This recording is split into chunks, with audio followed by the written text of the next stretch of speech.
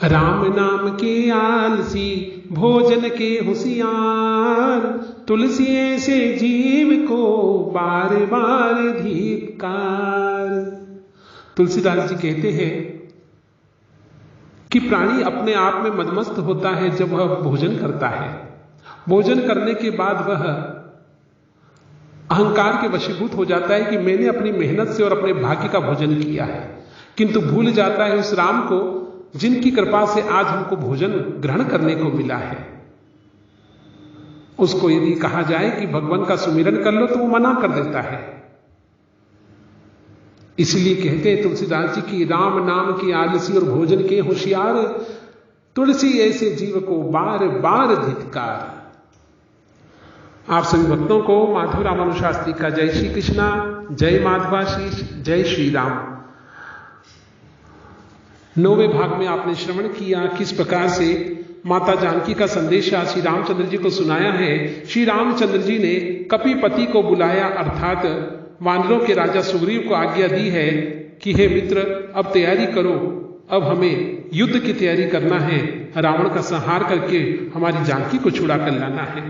किस प्रकार से सेना की तैयारियां की जा रही हैं और युद्ध की तैयारियां कैसे चल रही है, छंद के माध्यम से सुनाया गया था।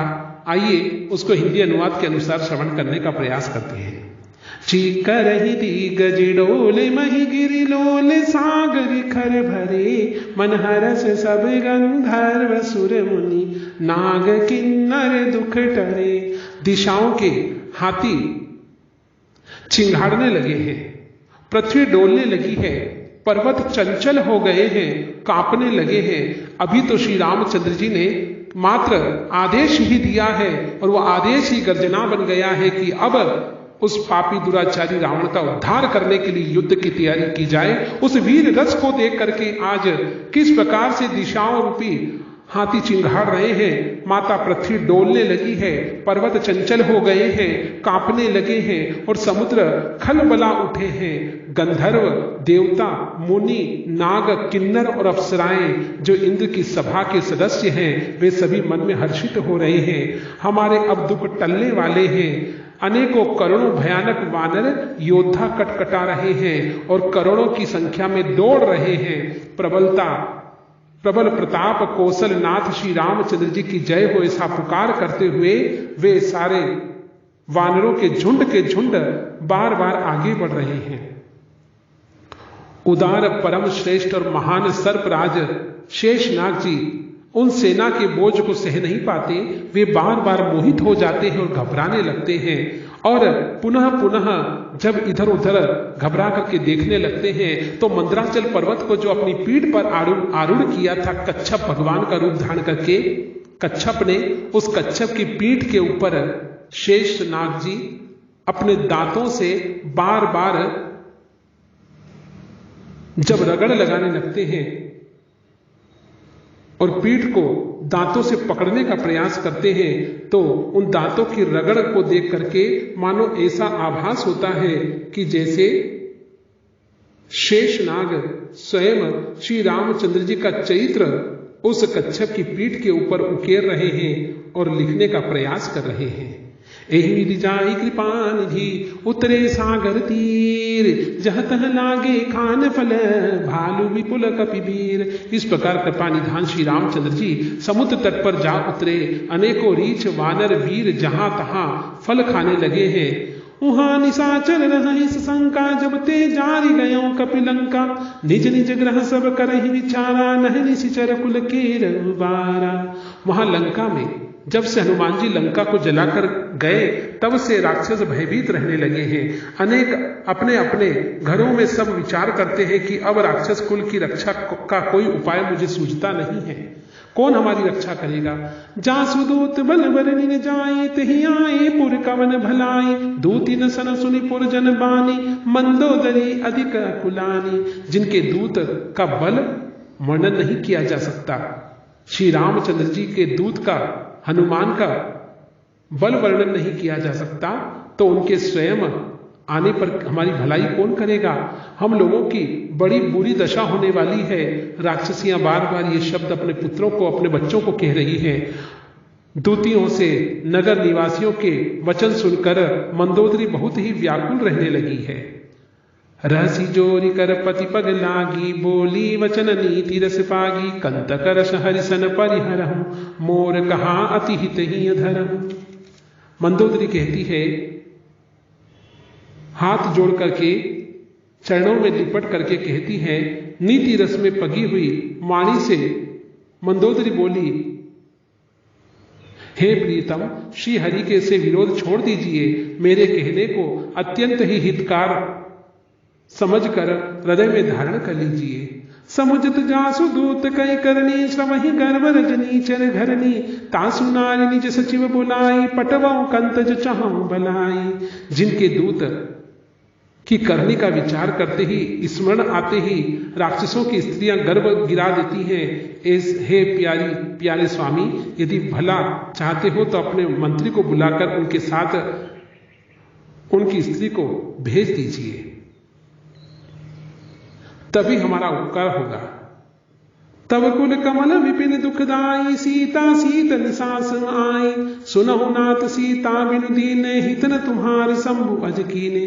सीता अपने कुल रूपी कमलों के वन को दुख देने वाली जाड़े की रात्रि के समान आई है। हे नाथ, सुनिए, सीता को लौटा दीजिए, बिना शंभु और ब्रह्मा के किए भी आपका भला कोई नहीं कर पाएगा। रामबान अहि गन सरिस, निकर निशाचर भेक, जब लगी ग्रस्तन तब लगी, जतन करऊं तज टेक। श्री रामचंद्र जी के बाण सर्पों के समूह के समान हैं और राक्षसों के समूह मेढक के समान हैं। जब तक वे इन्हें ग्रस नहीं लेते, निगल नहीं लेते, तब तक उन्हें छुड़ाने का कोई उपाय नहीं है। इसलिए मेरी बात मान लीजिए स्वामी। श्रवण सुनी सटता करिबानी, बीसा जगत विदिते अभिमानी, सभय सुभाव नारी कर साचा, मंगल महु भय मन अति काचा। मूर्ख और जगत प्रसिद्ध अभिमानी रावण कानों से उनकी वाणी को सुनकर खूब हंसा। अट्टहास करके हंसते हुए मंदोदरी से बोला, स्त्रियों का स्वभाव सचमुच ही बहुत डरपोक होता है, मंगल में भी भय करती रहती हैं। तुम्हारा मन हृदय बहुत ही कच्चा और कमजोर है, जाओ चली जाओ यहां से। जो आवे मर कट कटकाई, जी ही विचारे निशिचर खाई, कम पहिलो कप जाकी, तासु नारी सबित बड़ी हासा। यदि वानरों की सेना आवेगी तो बेचारे राक्षस उसे खाकर अपना जीवन निर्वाह कर लेंगे। लोकपाल भी उनके डर से कांपते हैं, उसकी स्त्री डरती हो, यह बड़ी हंसी की बात होती है। अस कई बिहसिता ही उरिलाई, चले सभा ममता अधिकाई, मंदोदरी हृदय कर चिंता, भयं कंत पर विधि विपरीता। रावण ने ऐसा कहकर अट्टहास करते हुए उन्हें हृदय से लगा लिया और ममता बढ़ाकर अधिक स्नेह दर्शाकर वह सभा में चला गया। मंदोदरी हृदय में चिंता करने लगी कि पति पर विधाता प्रतिकूल हो गए हैं। बैठे सभा खबरी सिपाही, सिंधु पार सेना सब आई, भूजसी सचिव उचित मत काहूं, ते सब हंसे माष्ट करी रहूं। जो ही वह सभा में जाकर बैठा, उसने ऐसी खबर पाई कि शत्रुओं की सारी सेना समुद्र के उस पार आ गई है। उसने मंत्रियों से पूछा कि उचित सलाह कीजिए, अब क्या करना चाहिए। तब वे सब हंसे और बोले कि चुप कीजिए, इसमें सलाह की कौन सी बात है।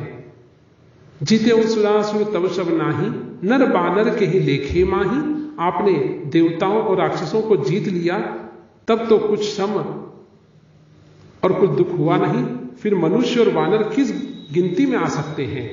सचिव वेद गुरु तीन जो, प्रिय बोले भय आसे, राज धर्म तन तीनी कर, होई बेगही नास। मंत्री, वेद और गुरु, ये तीन यदि अप्रसन्नता के भय या लाभ की आशा से हित की बात न कहकर प्रिय वचन बोलने लगे, तो समझ लीजिए ये ठकुर सुहाती हमें कहीं का नहीं छोड़ती और वह हमारा हित नहीं कर सकती, उससे हमारा सर्व ही नाश हो जाता है।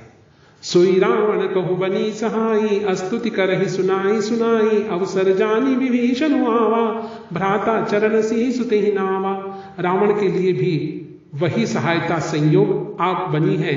मंत्री उसे सुना सुनाकर मुंह पर स्तुति करते हैं इसी समय अवसर जानकर विभीषण जी आ गए और उन्होंने बड़े भाइयों के चरणों को प्रणाम कर लिया है। पुनि सिरुनाई बैठ निज आसन, भोला वचन पाई अनुशासन, जो कृपाल पूछे वही बाता, मति अनुरूप कहाऊं हित ताता। फिर वे सिर नवाकर अपने आसन पर बैठ गए और आज्ञा पाकर ये वचन बोले कि हे कृपालु, जब आपने मुझसे बात और राय पूछी थी तो हे तात, मैं अपनी बुद्धि के अनुसार आपके हित की बात कहता हूं। जो आपन चाहिए कल्याणा, सुजस सुमति शुभ गति सुख नाना, सो पर नारी लीलार गोसाई, तजऊ चौथ के चंद की नाई। जो मनुष्य अपना कल्याण, सुंदर यश, सुबुद्धि, शुभ गति और नाना प्रकार के सुख चाहता हो, वह है स्वामी पर स्त्री के ललाट को चौथ के चंद्रमा की तरह त्याग दे, इसी में उसकी भलाई होती है। अर्थात जैसे लोग चौथ के चंद्रमा को नहीं देखते, उसी प्रकार पर स्त्री का मुख भी नहीं देखना चाहिए। 14 भुवन एक पति होई, भूत द्रोह तिष्ठई नहीं सोई, गुण सागर नागर नर जो, अल्प लोभ बल कहीं न को। 14 भुवनों का एक ही स्वामी हो, वह भी जीवों से बेर करके ठहर नहीं सकता, नष्ट हो जाता है। जो मनुष्य गुणों का समुद्र और चतुर हो, उसे चाहे थोड़ा भी लोभ क्यों न हो तो भी कोई भला नहीं होता।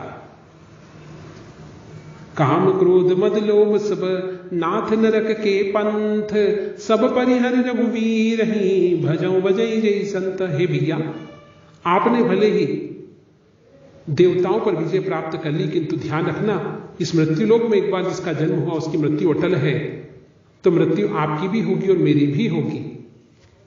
इसलिए सत्कर्म करके मृत्यु को भोगना मृत्यु को संवारने के समान होता है। इसलिए भैया, आप श्री रामचंद्र जी को माता स्वरूपा जानकी लौटा दीजिए। काम क्रोध मद लोभ सब, नाथ नरक के पंथ। हे नाथ, काम क्रोध मद और लोभ ये सब नरक के रास्ते हैं। इन सबको छोड़कर श्री रामचंद्र जी को भजिए, जिन्हें संत सत्पुरुष भजते रहते हैं।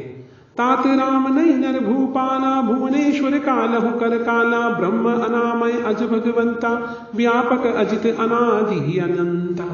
हे तात, राम मनुष्यों के ही राजा नहीं है, वे समस्त लोकों के स्वामी हैं और काल के भी काल हैं। वे संपूर्ण ऐश्वर्य, यश, श्री, धर्म, वैराग्य और ज्ञान के भंडार हैं। भगवान हैं वे, निरामय, विकार रहित, अजन्मे, अच्युतम केशवम, व्यापक, अजेय, अनादि और अनंत ब्रह्म ही हैं। गोद्विज धेनु देव हितकारी, कृपा सिंधु मानुष तनुधारी, जनरंजन भंजन कल भ्राता, वेद धर्म रक्षक सुनु भ्राता। उन कृपा के समुद्र भगवान ने पृथ्वी, ब्राह्मण, गौ और देवताओं का हित करने के लिए ही मनुष्य शरीर को धारण किया है। हे भाई सुनिए, वे सेवकों को आनंद देने वाले, दुष्टों के समूह का नाश करने वाले और वेद तथा धर्म की रक्षा करने वाले हैं। ताहि भयरु तजिनाय माता, प्रणता रति भंजन रघुनाथा, देहुनाथ प्रभु कहुवे देहि, भजो राम बिनु हेतु सनेहि। वेद त्याग कर उन्हें मस्तक नवाइए, वे श्री रघुनाथ जी शरणागत का दुख नाश करने वाले हैं। हे भैया, उन प्रभु सर्वेश्वर को जानकी दे दीजिए और बिना ही कारण स्नेह करने वाले श्री रामचंद्र जी का भजन कीजिए। शरण गए प्रभु ताहुन त्यागा, विश्वद्रोह कृतज्ञ जहि लागा, जासु नाम त्रय तापन सावन, स्वयं प्रभु प्रकट समुझ जिये रावण। जिसे संपूर्ण जगत से द्रोह करने का पाप लगा है, शरण जाने पर प्रभु उनका भी त्याग नहीं करते। जिनका नाम तीनों तापों का नाश करने वाले पतित पावन है, वे ही प्रभु भगवान मनुष्य रूप में प्रकट हुए हैं। हे भैया, हे रावण, हे महाराज, हृदय में यह समझ लीजिए। बार बार पद लागऊं, विनय करऊं 10 शीस, परिहरि माने मोह मद, भजऊं कौशलाधीश। हे 10 शीश, मैं बार बार आपके चरणों को प्रणाम करता हूं और विनती करता हूं कि मान, मोह और मद का त्याग कर आप कौशलपति श्री रामचंद्र जी का भजन कीजिए। मुनि पुलस्ति निज शीश सन, कई पठई यह बात, तुरत सुमय प्रभु सने कहीं, पाई सु अवसर उतात। मुनि पुलस्त्य जी ने अपने शिष्य के हाथ यह बात कहला भेजी है। हे तात, सुंदर अवसर पाकर मैंने तुरंत ही यह बात प्रभु आपसे कह दी है। हे महाराज, आप विचार कीजिए। माल्यवंत अति सचिव सयाना, तासु वचन सुनी अति सुखमाना, तात अनुज तव नीति विभूषण, सौर धरऊ जो कहत विभीषण। माल्यवान नाम का एक बहुत ही बुद्धिमान मंत्री था। रावण को समझाने के लिए विभीषण जी कहते हैं, माल्यवान नाम का एक बहुत ही बुद्धिमान मंत्री था। उसने विभीषण के वचन सुनकर बहुत सुख माना। हे तात, आपके छोटे भाई नीति विभूषण रूप में धारण करने वाले अर्थात नीतिमान हैं। माल्यवान जो वहां का मंत्री था वह भी समझाने का प्रयास करता है, कहता है कि हे महाराज, आपके भाई नीतिमान हैं। विभीषण जो कुछ कह रहे हैं उसे हृदय में धारण कर लीजिए। रिपूत कर्ष कहत सठ दो, दूरी न करऊं यहाँ ही को, माल्यवंत ग्रह गया हूं बहोरी, कहीं विभीषण पुनि कर जोरी। रावण ने कहा, ये दोनों मूर्ख शत्रु की महिमा बखान रहे हैं, यहाँ कोई है, इन्हें दूर करो। इस माल्यवान को घर लौटा दो और विभीषण